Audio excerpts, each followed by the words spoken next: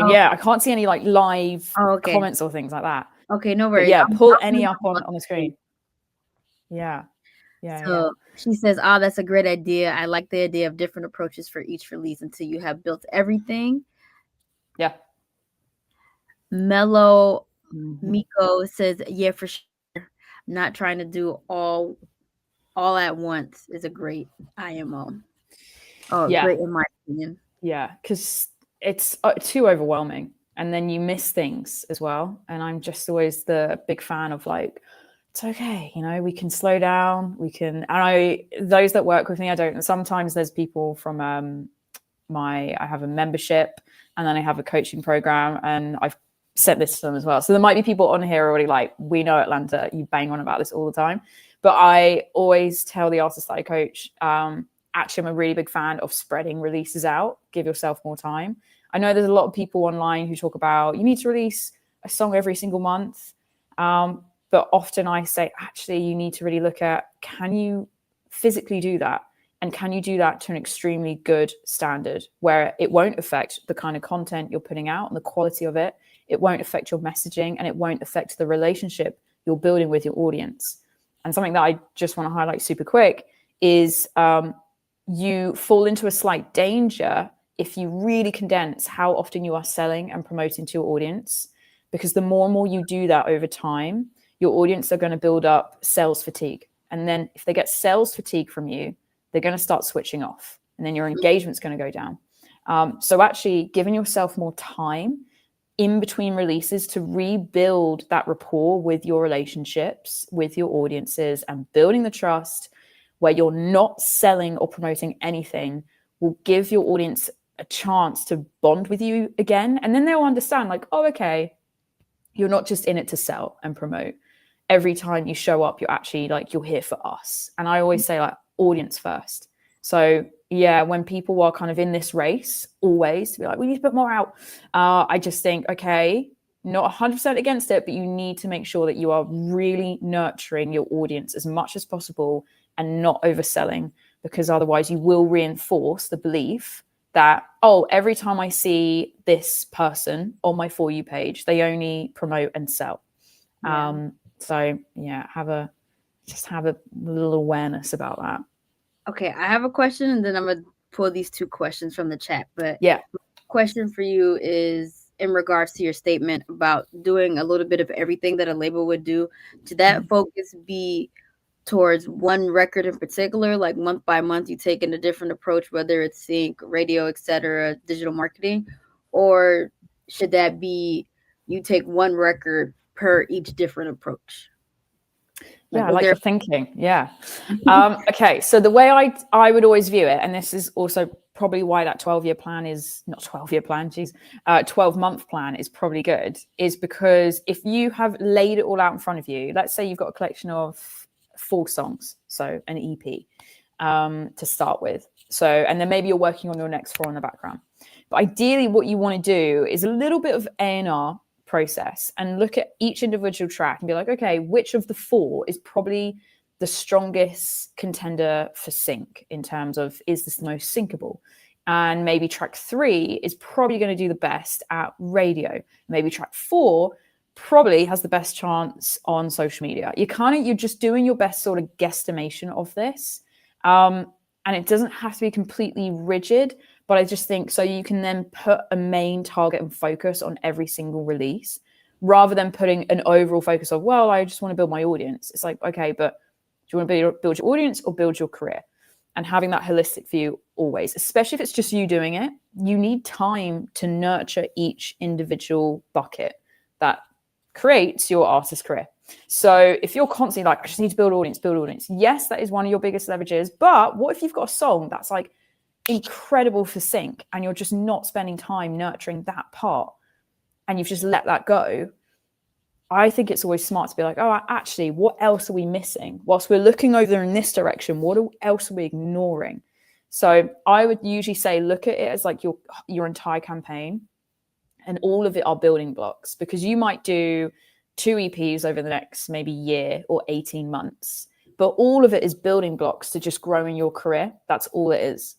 And that's why I would always say now, just for the way things are, for people who are still building a proper core audience, I would always hold back on releasing that debut album, less pressure, and keep that as a big, much more momentous occasion where you're going to be funneling more spend, more time, more eyeballs to really drop that all-important debut album. You want to hold that back and build. And that process could take a year, it could take 2, 3. We don't know. It's every individual artist. But I would probably do that just as like the least amount of pressure, because then that gives you time. And as someone, when I've seen artists when they are popping off, and I've been there when they're building, and I've been there during the minute they break through, and I've been there on the outside when they're collecting their multi-Brit Award wins and the #1 records. And I've seen that whole process. I've lived through it.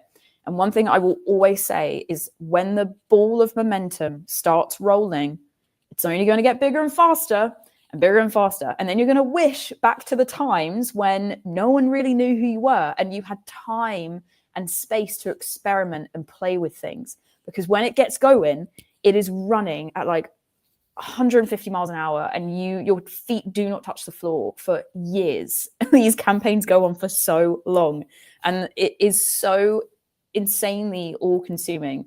So I would always say, you might be feeling a bit frustrated with your career right now if it's not going as fast as you want it to, but I promise you, like, it will come a time where it is, and you're going to be grateful that you spent this time really getting to grips with all areas of your career, because then it's going to get to a point where you then need to hand off those parts to other people, and you're essentially the CEO, where, like, you know your business and your career inside out. You know how the sync world works. You know how to pitch out and get placements and whatever.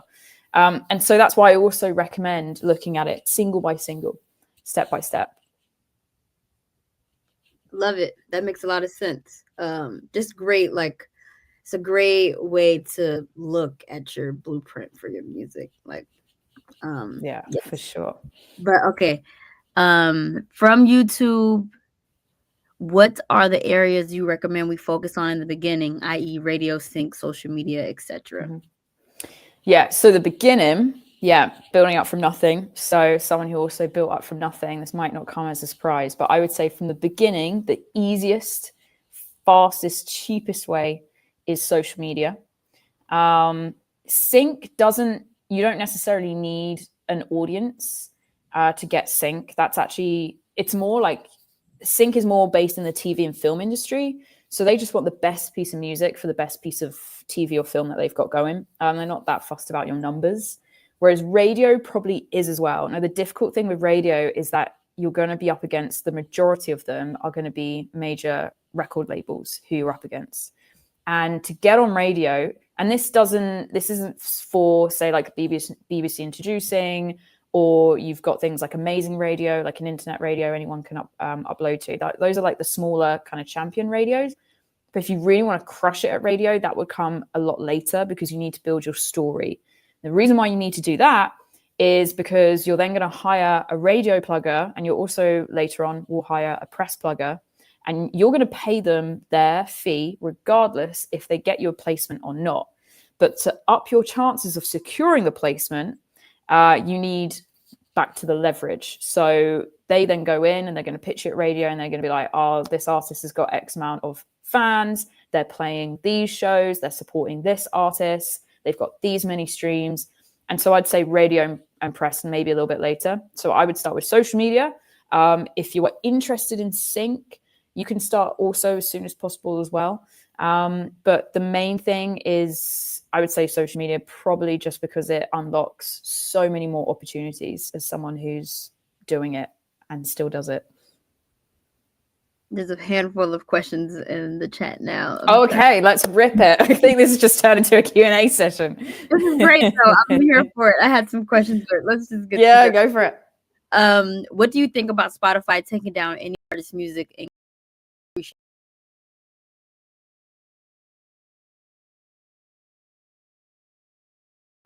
This has happened to a lot of indie artists. Naughty, isn't it, really, from Spotify? I mean, I don't agree with it, if you want my personal opinion. It's very, very frustrating. I think from what I'm hearing, it's seems to be happening a lot more with certain different distributors. I think DistroKid, it seems to be happening a lot. So I would definitely recommend not to go with them if that is especially a worry. Maybe go with TooLost distribution instead. Plug. But no, seriously, I generally, like, even if I wasn't on a TooLost stream, I generally would say this is generally happening with DistroKid a lot. And the issue is with things like DistroKid is that it's not, if something goes wrong, such as that, it's a nightmare to try and get anyone actually, like a real human, to support you, because the whole system is automated. So I would maybe steer clear of that. Yeah, it's a really hard one because there doesn't really honestly seem that much rhyme or reason. It just seems to be if there is an influx of activity, sometimes that gets spiked. So I think your best and safest bet is working with a distributor that has real humans that can help you should any of that happen. And yeah, hopefully it doesn't. Yeah. If you're making a genre of music that has not really done before, I know it's ambitious. How would you promote for playlist placement? For playlist placements, I'll be in the chill music without lyrics scene. So like lo-fi, I'm assuming. Yeah, okay. So yeah, I mean, I'm all for making a genre, like a new genre of music. Yeah, I'm all for that. That's great. So I would always say if you're ever pitching for playlists, I would always base it on like vibes and moods. So I mean, you've kind of answered it here. Like you'll be in the chill music scene. Yeah. So all of that, there's tons of like chill music playlists that are without lyrics, like study playlists or concentration playlists. I literally listen to a lot of those and I'm working because I'm often typing out words and I can't hear lyrics whilst typing out words. So oftentimes I'll have that when I'm really locked in. But yeah, whenever, like as a general rule for anyone pitching, especially on Spotify, you just fill it with a ton of keywords. Get your playlist editor hat on and think, okay, if I'm skim reading all of these pitches that I get hundreds a day, and I create playlists for a living, what do they create playlists on? What are their users searching? Okay, their playlists are mood-based, themed-based, environment-based, time of year-based. So you really want to get into the heads of that and fill all your playlist pitches with that. So yeah, I would mention a ton of keywords based around chill vibes and how that feels for the listener. Amori says, what about college radio? I've seen a lot about utilizing college radio as independent artists since it's on a smaller scale. Yeah. I mean, especially in the US, we don't use it so much here in the UK, but college radio for sure. It's really easy as well to find who to pitch to now, especially with like AI tools. You can search things on like Google and it will give you that synopsis. So I would definitely recommend still doing that. The only bigger question, it just comes down to your time and where is your time best spent and what is the return of investment of your time, especially because time really is the only thing you will never get back in life. You'll get back everything else. So I'm really, really particular on where I spend my time. And I'm always asking the question, it's like, okay, am I pitching to college radio because it feels good, because I feel like I'm doing something, or are they actually really going to impact my career and help build that wider story up at radio that I can then take to larger radios? And is that impact worthy enough? Or is my time right now in my career better spent showing up online, connecting with fans online that way and reaching a global audience instead? So it's always just the trade-off as well. And that would be dependent on where you are at in your artist journey. But yeah, college radio, as far as I'm aware, yeah, still free. A lot of it is internet, and a lot of them you can just upload online. And also like across the US, I know there's a ton of internet radios as well that are more kind of genre specific and a bit more local. And again, nothing wrong with doing that just to build a little bit of your story up online, on radio, sorry. Okay, I'm gonna do 2 more questions. And then I'm gonna go back to my questions because I do want to go for it in this hour. But I think this is a really great question